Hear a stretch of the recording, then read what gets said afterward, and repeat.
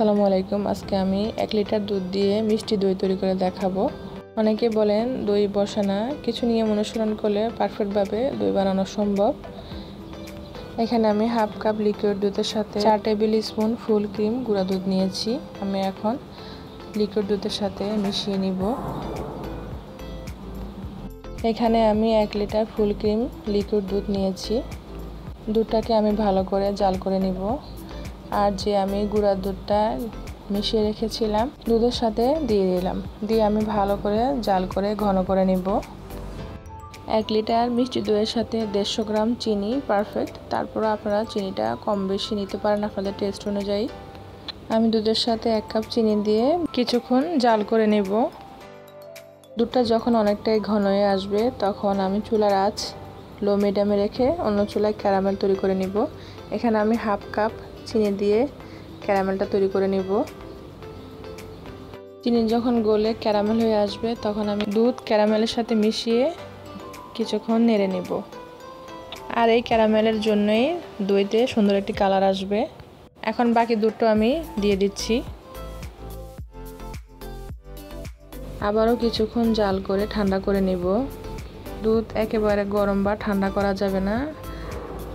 দুধটাকে আঙ্গুল দিয়ে চেক করে দেখব দুধটা কতটুকু গরম আছে।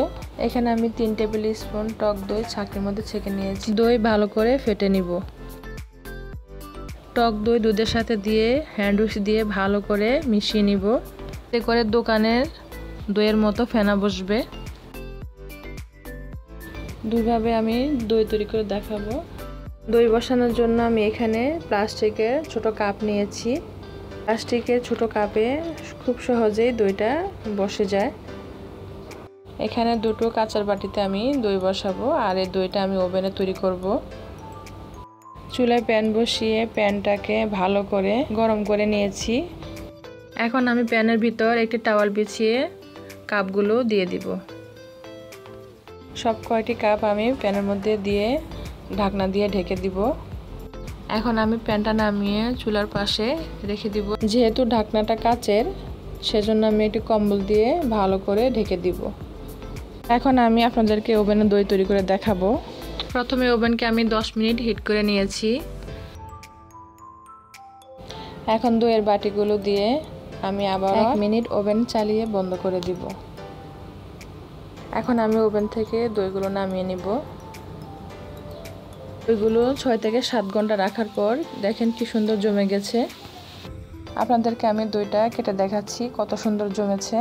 দইটা ফ্রিজে রাখার পর সম্পূর্ণ সেট হয়ে যাবে আর খেতেও ভালো লাগবে। কাপের দইগুলো দেখেন কত সুন্দরভাবে বসে গেছে। আমি আপনাদেরকে দেখাচ্ছি, দেখেন কাপটা আমি উল্টে করে ধরছি তাও পড়ছে না, এত সুন্দরভাবে কাপের মধ্যে সেট হয়ে গেছে। আপনাদের কাছে রেসিপি কেমন লেগেছে অবশ্যই কমেন্টে জানাবেন। দেখা হবে নতুন কোনো রেসিপিতে। আল্লাহ হাফেজ।